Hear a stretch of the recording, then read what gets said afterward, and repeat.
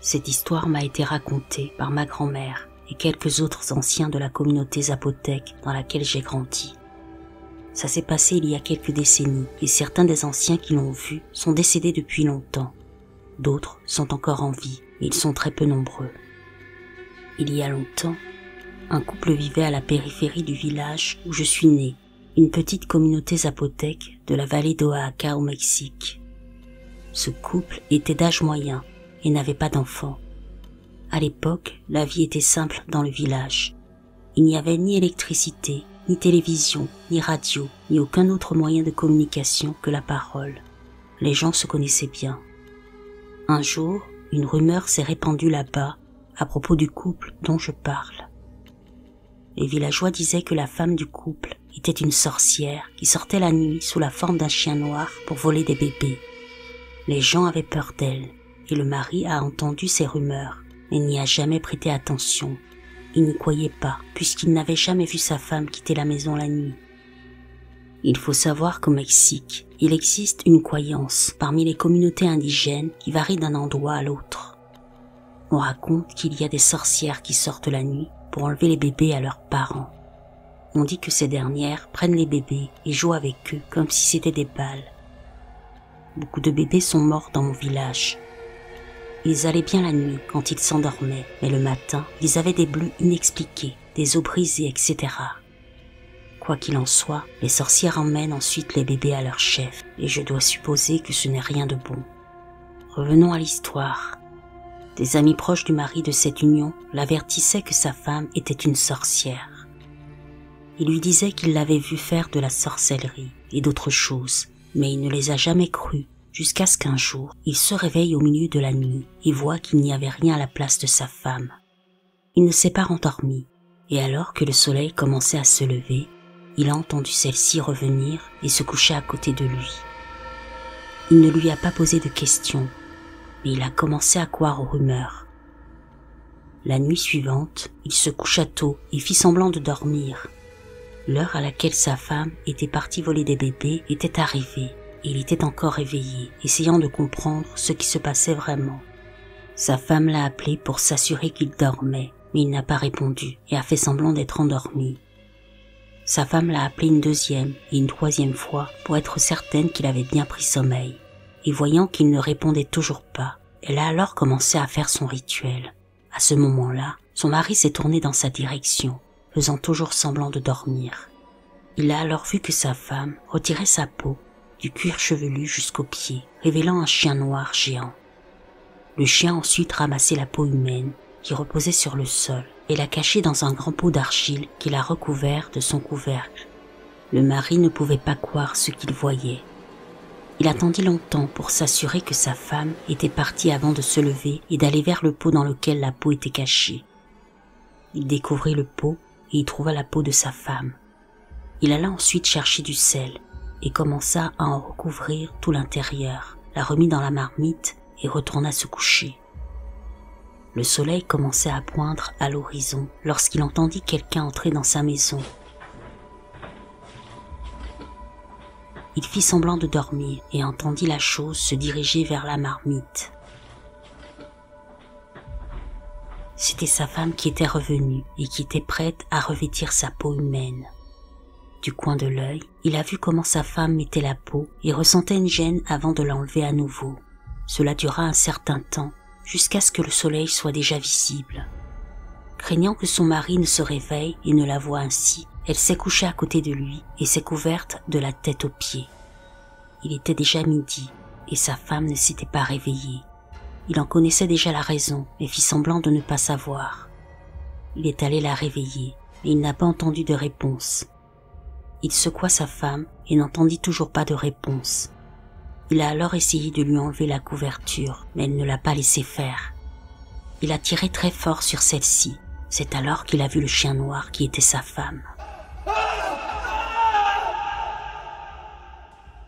Quelque temps après, elle est morte. L'histoire, telle qu'elle est racontée, ne donne pas d'explication sur la façon dont la femme est morte, ce qui me fait penser que les villageois l'ont peut-être en fait tuée. Quoi qu'il en soit, le mari a ensuite quitté le village. À cette époque, les gens parlaient d'un lieu qui, traduit en espagnol, signifiait quelque chose comme Tierra Baja, ce qui veut dire terre en dessous ou terre basse. On dit que c'est à une distance d'un mois à pied. On ne sait pas si c'est au sud, au nord, à l'est ou à l'ouest. Le mari est parti vers cet endroit, qui est considéré comme un lieu d'abondance et d'opportunité, et ce dernier n'a jamais été revu par les villageois. Certains des anciens encore en vie aujourd'hui, qui ont été témoins de cette histoire, jurent qu'elle est réelle.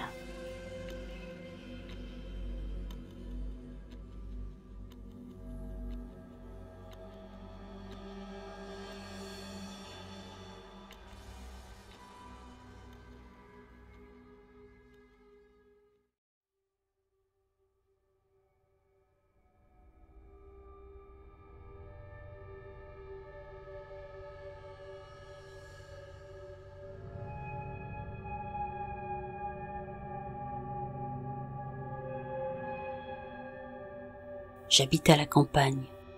Mon frère et moi rentrions à la maison et il était minuit passé. Il n'y a pas de maison à côté de chez nous, juste des champs, des buissons et des arbres. Nous marchions et je sentais que quelque chose n'allait pas. J'avais l'impression que quelque chose nous observait, mais je n'y pensais pas trop. Puis nous avons entendu un bruit étrange. Mon frère a dit que c'était un coup de feu lointain et je l'ai cru. Il a dit plus tard qu'il l'avait dit pour que je ne m'inquiète pas. Nous avons continué à marcher et il a mis de la musique pour me calmer. À un moment donné, j'ai regardé sur ma droite et j'ai vu cette lampe de poche, comme si une personne la tenait, mais on pouvait clairement voir qu'il n'y avait personne qui la tenait. Nous avons continué à regarder, puis la lumière s'est transformée en deux, et on aurait dit qu'il s'agissait d'une voiture qui se dirigeait vers nous. La lumière passait au-dessus de nous, comme si quelqu'un pointait des lampes de poche. Nous avons paniqué, mais n'avons pas bougé. Quelques secondes plus tard, les lumières ont disparu. Nous avons commencé à marcher plus vite vers notre maison, mais en franchissant la colline, nous nous sommes rendus compte qu'il y avait une créature étrange sur le côté gauche de la route, complètement immobile. Mon frère ne portait pas de lunettes à ce moment-là, et il a dit qu'il avait juste aperçu quelque chose comme un arbre qui changeait de forme. Mais je portais des lunettes, et ce que moi j'ai vu me donne encore des frissons. C'était un être humanoïde, luminescent, ce que je n'avais jamais vu auparavant. Puis, la chose a commencé à changer de forme, et est devenue quelque chose comme un renard qui passait d'un côté à l'autre de la route. J'ai commencé à courir vers la maison, qui n'était qu'à quelques mètres, mais mon frère m'a arrêté pour me calmer, car j'étais choquée. Il me tenait par les épaules, en essayant de me rassurer, mais il a regardé vers l'obscurité et s'est enfui en courant. Je n'ai pas eu le courage de me retourner et j'ai couru après lui vers la porte. Il m'a donné la clé et j'ai essayé d'ouvrir la porte avec mes mains tremblantes, ce qui était absolument difficile. Il m'a dit qu'il avait vu la créature se lever et qu'elle ressemblait à un homme, mais ce n'était pas du tout un homme. Est-ce que quelqu'un a eu des rencontres de ce genre? C'est arrivé hier soir et je n'arrive toujours pas à expliquer ce qui s'est passé. Je suis choquée et effrayée.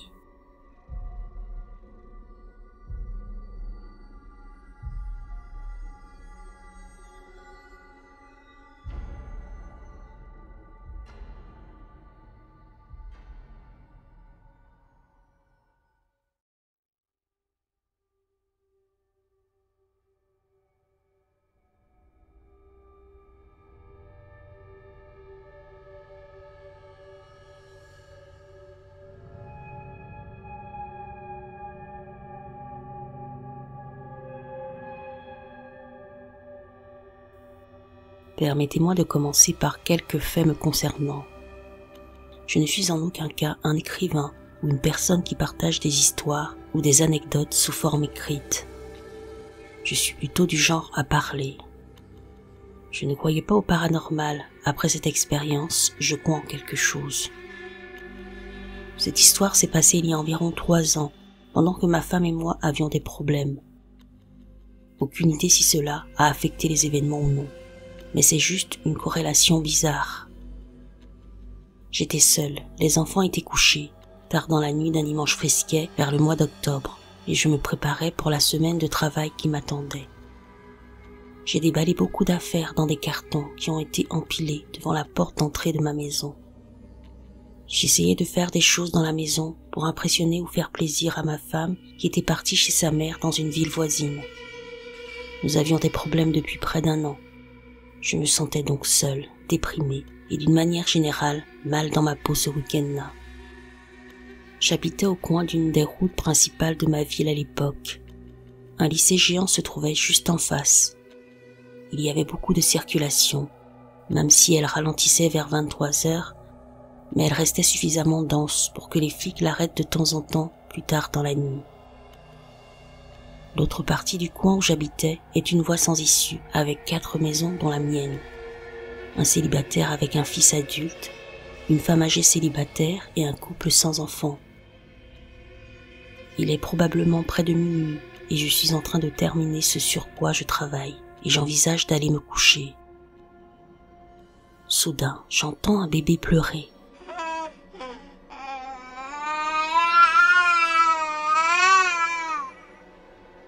Mes enfants ont 6 et 9 ans à l'époque, alors je vais vérifier et ce n'est pas eux. On dirait que c'est à l'extérieur. Je jette donc un coup d'œil par la porte et je vois cette grande chose difforme, assez loin, qui remonte le trottoir en titubant. Plus de bruit de bébé. À ce moment-là, j'ai fait un pas de plus vers l'extérieur et la porte a claqué derrière moi. Ce faisant, la chose s'est retournée. Je n'ai pas pu bien la voir et le temps qu'elle commence à se retourner, je suis rapidement retourné à l'intérieur. Je n'ai pas l'habitude de m'effrayer facilement, mais là, ça m'a fait de l'effet. J'ai fermé toutes les fenêtres, les stores et les rideaux et j'ai pris une machette. Je me tenais devant ma porte d'entrée fermée, paniquée. C'est alors que j'ai entendu des pas s'approcher de celle-ci, mais cela ressemblait plus à des pas de sabots ou à des pas déformés de talons hauts.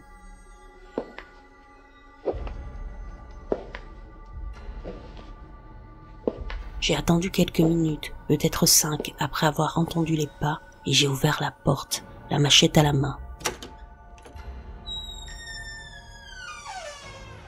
La pile bien rangée de boîtes cassées avait été renversée. Non seulement renversée, mais elle recouvrait presque entièrement mon passage, comme pour étouffer les bruits de pas qui auraient été émis lors de sa sortie. Il n'y avait rien d'autre, aucun signe. Ce n'est que plus tard que j'ai appris que les skinwalkers émettaient des sons.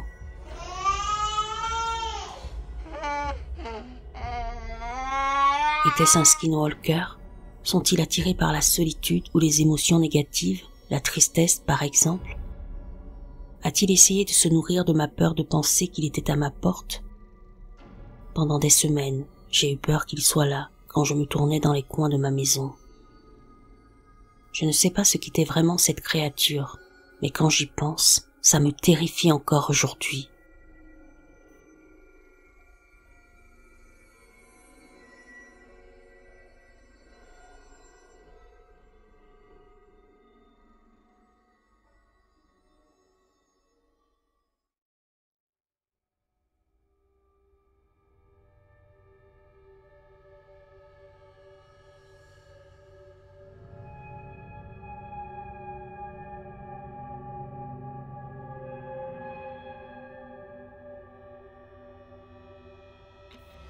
Mon ex-mari a peut-être vu un skinwalker. Il travaillait de nuit dans la grande ville de Santa Fe, Nouveau-Mexique. Santa Fe est plus grande que le petit village d'où nous venions et qui n'avait que des routes à 2 voies pour rejoindre les autoroutes principales.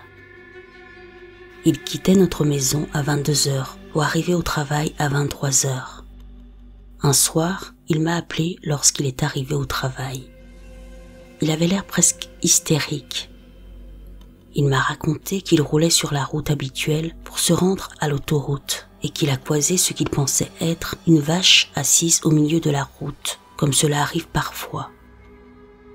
Il a freiné brusquement et a klaxonné, agacé d'être en retard.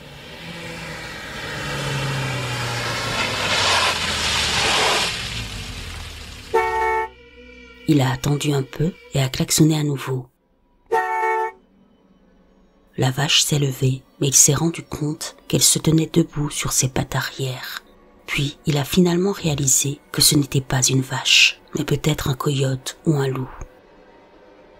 Il vit alors qu'il s'agissait d'un homme nu qui se tournait vers lui, mais la tête était celle d'un chien.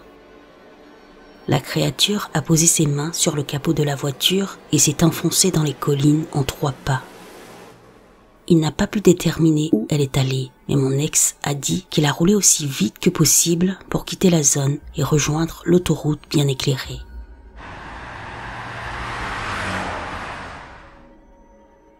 Une fois arrivé au travail 20 minutes plus tard, il m'a appelé sans faire preuve de beaucoup de bon sens. Lorsqu'il s'est un peu calmé, nous avons tous les deux essayé de comprendre ce qu'il avait pu voir. Même des mois plus tard, nous en parlions de temps en temps. Peut-être un homme-chien, peut-être un homme ivre portant un masque. Ce n'est que des années plus tard que nous avons envisagé la possibilité d'un skinwalker. Peut-être était-ce juste une déformation de l'obscurité des phares lors d'une conduite nocturne. Peut-être était-il hypnotisé par la conduite, mais il pense toujours avoir vu quelque chose qui sort de l'ordinaire.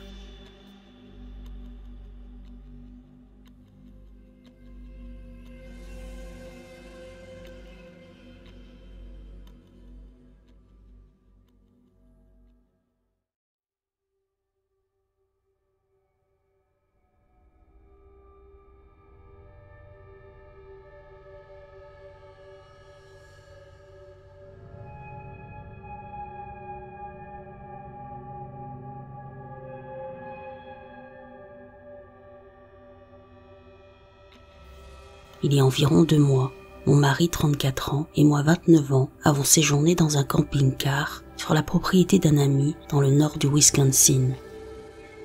Un soir, je ne me sentais pas très bien. Je me suis donc allongé dans le camping-car et je me suis rapidement endormi. Quelques heures plus tard, vers 3 heures du matin, je me suis brusquement réveillé et j'ai commencé à vomir par la fenêtre. Mon mari m'a appelé et m'a demandé si j'allais bien. J'ai réussi à dire oui entre 2 vomissements. Lorsque j'ai enfin terminé et que j'ai senti que je pouvais retourner m'allonger, j'ai vu un visage à environ 1,50 m de moi dans l'obscurité. Je l'ai regardé fixement et il m'a regardé. J'étais pétrifié, je ne pouvais pas bouger, mais j'avais aussi peur de le quitter des yeux. J'ai lentement commencé à bouger la tête de haut en bas et d'un côté à l'autre pour essayer d'obtenir un meilleur angle ou une vue plus rapprochée. Et, ce faisant, il a commencé à imiter mes mouvements. J'ai regardé droit dans ses yeux. Je ne pouvais pas détourner le regard, par peur de ce qui se passerait si je le faisais. Il me fixait en retour, comme s'il ne savait pas non plus ce que j'étais. Il faisait trop sombre pour distinguer les traits, mais le visage avait la forme d'un visage humain. Et ce que je pouvais voir du corps depuis l'arrière du camion semblait juste voûté et déformé. Nous sommes restés ainsi pendant ce qui m'a semblé être une éternité, jusqu'à ce que je parvienne enfin à appeler. « Chérie ?» Mon mari m'a répondu. « Oui, il y a quelque chose ici. » ai-je dit en élevant légèrement la voix. Je ne sais pas quoi, une sorte d'animal. Je ne suis pas sûre, mais j'ai peur de bouger. Il me regarde, me suis-je dit presque pour moi-même. Mon mari a ouvert la porte du camping-car et a regardé dans l'obscurité. « Où ?» demanda-t-il, incapable de voir ce que je voyais. « Il est juste devant moi. Il m'observe, lui dis-je, étonné qu'il ne puisse pas le voir. » Il a pris une lampe de poche, l'a éclairée devant moi, et la chose avait disparu. Il n'y avait rien là. Je ne l'ai jamais vu partir. J'ai gardé son regard froid et mort tout le temps. Comment pouvait-il ne pas être là? Je ne me souviens pas de tous les détails, parce que je ne voyais pas très bien. Mais voici ce que j'ai retenu. Je ne pouvais pas dire quelle était sa taille, parce que d'après ce que j'ai pu voir, il avait l'air recroquevillé et défiguré. Je ne pense pas qu'il avait de fourrure. Il était de couleur pâle, mais encore une fois, il faisait sombre, donc je ne suis pas sûre de sa couleur. Il avait de grands yeux noirs, sans âme, comme s'il regardait directement dans le vide. Il avait des dents pointues, je crois, et je ne me souviens pas du tout d'un nez. Ce n'était peut-être pas un skinwalker, parce que je suppose qu'il ne quitte pas la terre des Navajos, mais c'est vraiment effrayant. Je dois aussi mentionner que l'endroit où je me trouvais dans les bois du Wisconsin n'était pas très loin de la réserve indienne de Hanneville, dans le comté de Menominee, dans le Michigan. Je suis encore très troublé par cette interaction. Je sais qu'il était là, je l'ai vu. Ce n'était pas un rêve, et je sais que je n'ai pas eu d'hallucination.